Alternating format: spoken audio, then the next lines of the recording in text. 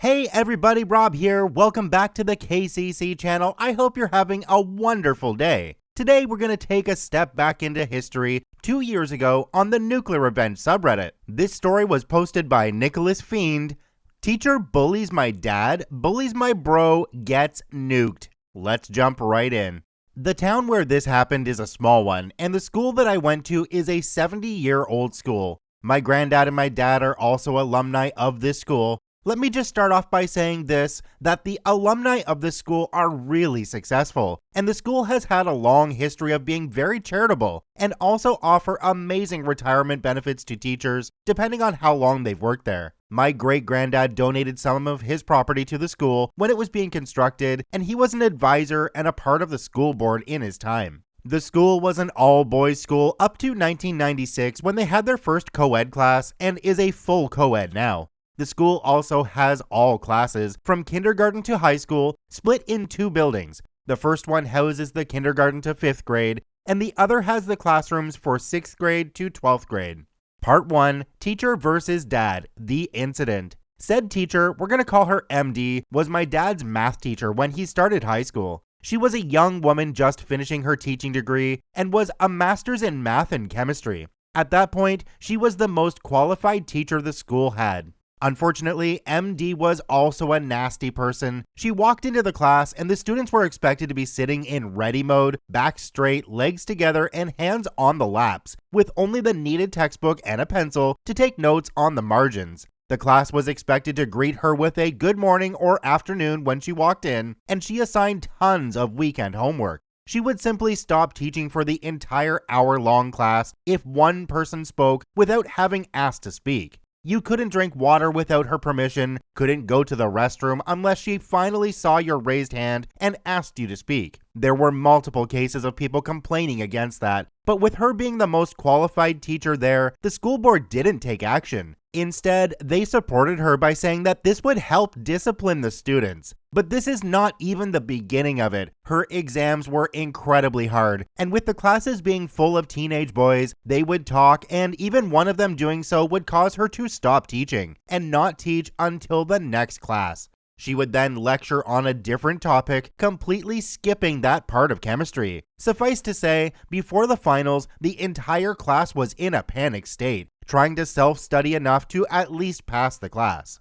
My dad ended up getting 41%. Our education system said you failed the class if you had under 40%, so he was relieved that he passed. But when he went through his answer sheet, my dad noticed that his totaling was incorrect, and that he in fact had a 49 on that test. He raised his hand, and after about 5 minutes or so of him just sitting in his seat, calmly, with his raised hand, he was called on, and MD asked what the problem was. Dad told her that there was a totaling mistake in the final, and that he actually had a 49. This somehow offended her. Instead of calling him forth and checking his paper, MD decided that it was simply impossible for her, a master's in math, to make a mistake in something as simple as addition. She waved him off, and my dad was shocked, but she just calmly turned to the next person with a question. My dad, on the other hand, was not happy. He walked up from his seat, which was basically considered a crime in her class, and put the paper on MD's desk and started totaling his points loudly. MD incredulously watched him do that and was at a loss for words. Though when he was done totaling, you could see her face was flushed and she was furious. She looked furiously from the paper to my dad and then back to the paper, and then suddenly, a cruel smile appeared on her face. "Oh, okay, I see the mistake, but that is no excuse for this behavior. This awards a subtraction of 10 points from your final." The class that was amazed at the first sentence went back to having grim looks. And my dad stood there, jaw dropped, that he now had 39 points and had failed this class. Instead of responding and making this situation worse, he simply took his final, packed his backpack, and left the classroom. He went and spoke to his granddad, who was on the school board, but he said he couldn't do anything since the grades were completely in the hands of the teacher concerned. My dad took his loss and decided that revenge was not worth the trouble and switched classes. He dropped chem and took up econ, and that was the last interaction he ever had with this teacher. Part 2, Teacher versus my brother and I. My younger brother is 2 years younger to me, and so when I was in freshman year, starting high school, my brother was in 7th grade. We had an auditorium under construction, and the library was newly renovated, so a teacher was assigned to chaperone the younger class students at the library. My younger brother's class, unfortunately, had MD as their chaperone. My dad had specifically instructed me to be very careful around MD, and I was on the lookout, but my younger brother had no idea just who he was dealing with. Before summer, our library allows students to take any 2 books of their choice for the break, so when my brother walked past MD to the librarian and was stopped by MD, he was really confused. He had an Enid Blyton book and a copy of Backyard Science Experiments. Both my younger brother and I are really good at science-related topics, and he had been waiting for summer break to do some cool science experiments at home with me.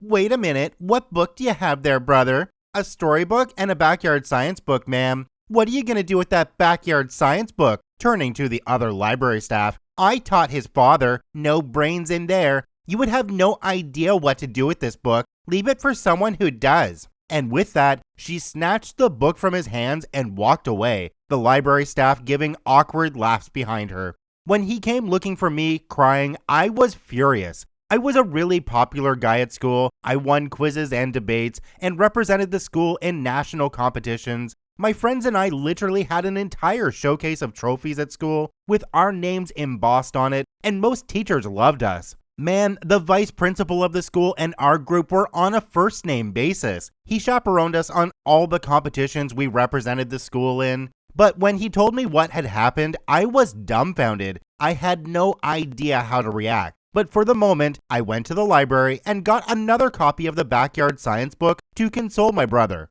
But then we were out for summer vacation and I didn't think too much of it. Side note, in the summer we attended a science summit and my school friends and I won prizes for having the most efficient hydraulic gear-based pulley system and the second fastest chemical fuel race boat. This was before I ever took a high school chemistry or physics course. This was announced in the school assembly the first day after summer break. When we came back for fall, I had a chem class with MD the first day of school. This was also right after the assembly, where my group was given the award. So we go to the chem lab and MD is on the lab instructor's desk setting up an experiment designed to liberate hydrochloric acid fumes in a gas flask. Some moments passed by and we could see that some mistake had been done and there was no reaction in the mixture. Turns out the zinc granules were impure and rusted, but MD somehow got the idea that turning on the Bunsen burner on full blast would help the experiment. After collecting the gas for about 3 minutes, which is 2.5 minutes too long, since hydrochloric acid fumes are toxic if inhaled,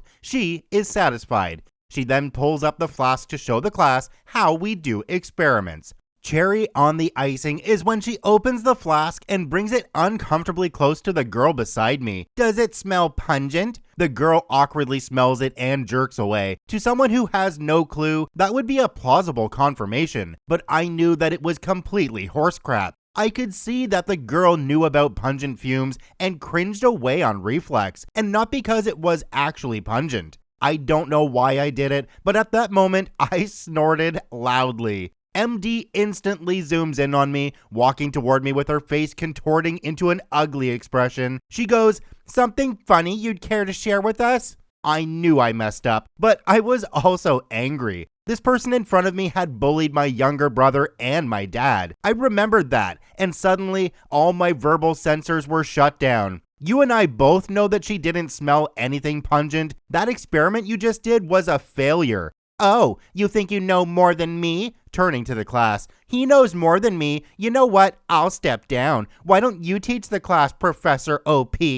Oh, absolutely. To the absolute shock of everyone watching, I walked up to the podium, and while maintaining eye contact with MD, first thing to remember, class, turn to experiment 1 of your lab textbook, read the warnings. The gas is pungent and poison. How dare you? Has no one taught you manners? This is no roadside shack, and you would do well to remember that, else you're gonna have a couple broken bones. This was in a different language, but if you want the exact translation, it was, "I'll break your limbs and feed them to you." She is absolutely furious, grabs me by the hand and proceeds to drag me to the principal's office. On the way there, we cross the vice principal's office and he sees MD dragging me away and runs out. What is going on here? Before I can say anything, MD starts ranting to him about how disrespectful and unacceptable my class behavior is, and is heaving by the end of her spiel. The VP gives me a searching look and then responds with a, "Go back to class, MD, I'll deal with him." We head back to his office and he offers me a seat and a glass of water. "What actually happened in class, OP?" he asks with a sigh. I tell him exactly what happened. Once he hears my side of the story, he looks at me incredulously, asks me if I really went to the podium and started lecturing the class. I look up and see the gobsmacked look on the VP's normally reserved face. Imagine someone who looks like a male Minerva McGonagall being completely shocked. I couldn't stop myself. It started with a snicker, which turned into full-blown laughter. I laughed till my stomach hurt and my eyes teared up. To my surprise, VP was also smiling widely at that. He shook his head and that reserved expression was back. I know that what happened there had you concerned for class safety, but that is no reason for such disruptive behavior. Aside from that, I'm personally going to investigate what happened in that class, and if MD is found to be intentionally forcing students to inhale harmful chemicals, she will be sacked immediately. Oh, and you're supposed to hand over a written apology to MD about this behavior. Now get moving. I sighed and headed back to class, and I really thought that I had ended MD's career. Oh, how wrong I was. She changed the story, so it looked like she had purposely done the experiment wrong and was about to reprimand that girl for inhaling what could have been a harmful chemical. MD pulled one on me and had me look like I was just an insolent child who thought that he knew everything because of reading a chapter of the book, and here I stopped myself. This event was me just going in head on with the teacher who had been in the school for longer than 35 years. Pro-revenge mode. Now I knew that to help my brother, I needed to get rid of her. My dad knew about what happened in school and he wanted me to not engage MD. He said it was not worth it. But by now, I was in the game. She had played her card. It was my turn now. I didn't know what made it so that she had such a problem with my dad and my younger brother. They were quiet and hard-working students. I felt she had something against our family, and I was convinced that my younger brother would have to deal with the problem if I somehow messed up and got expelled or made a worse enemy out of MD. This was war, and I had a new plan. I started to act really sheepish around her and made it a point to stay back after class and ask her questions in the most polite way possible. I was the kid who was guilty of not understanding the plans of elders. I portrayed myself as an amazing student who MD had succeeded in humbling. I slowly but surely made my way into the category best described by the term bootlicker. It hurt me inside to do it, but what I had planned, if this went well, made me light-headed with anticipation. I was in it to win it. I conceded defeat in a fight to win the war. 2 years later, I am in junior year. My younger brother just started high school and he was taking the chem class with MD. I was the highest scorer in chem, so was a pet to MD.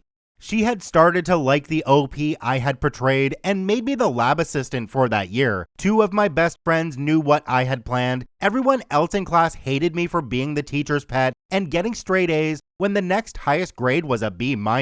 Everything was going according to plan.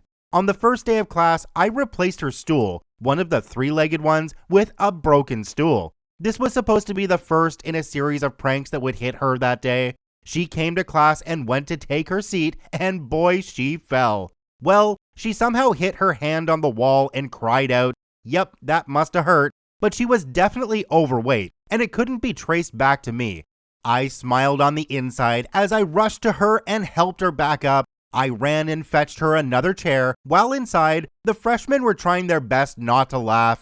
When I got back from the room that had extra stools, I walked into the sight of her screaming like a banshee. But what got me furious was that she was screaming at my younger brother.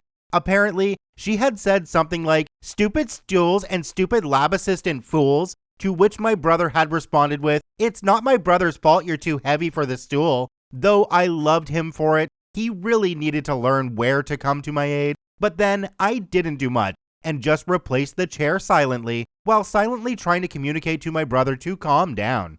Nothing else of concern happened that day till the time when school was over and the teachers were heading back. Stage 2 was in motion. We heard a loud bang, and immediately the large crowd of students nearby all headed towards the teacher's car parking lot.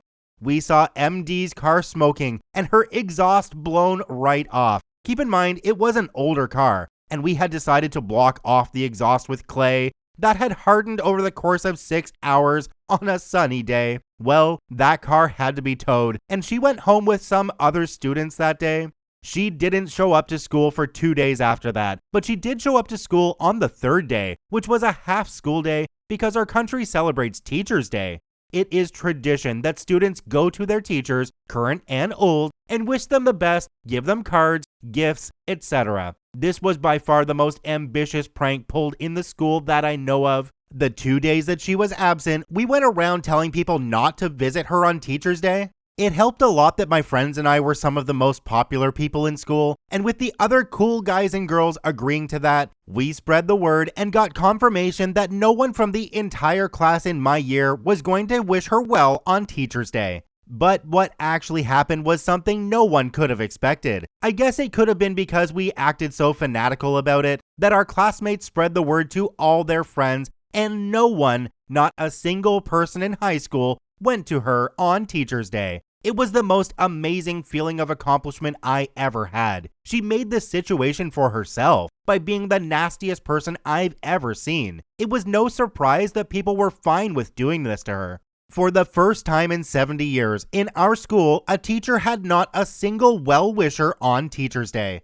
Well, things are never perfect, and as it so happened, word of what had conspired got to her. The next day, I had just set up the lab. The freshmen were getting settled in, and here comes MD, anger radiating from her in waves. She walks up to me, and I get the hardest slap I have ever gotten in my life, right across my face. I hate to admit it, but that left a blue mark on my cheek and my nose and lip bleeding. My younger brother, who saw that happening, ran towards me, but my shock slowly subsided, and I smiled a bloody smile that probably scared him. I told him to go get the vice principal. 20 minutes later, I was in the school emergency room with a nurse wiping my lip and holding a cloth to my nose. The vice principal comes in with the principal and 2 cops in tow, and they inform me that my parents have been informed and ask me if I would like to talk about it now or when my parents are here. I say that I can answer their questions as soon as my lip is bandaged. So I tell them about the cases of bullying against my brother and I, and also tell them that she is a really incompetent teacher.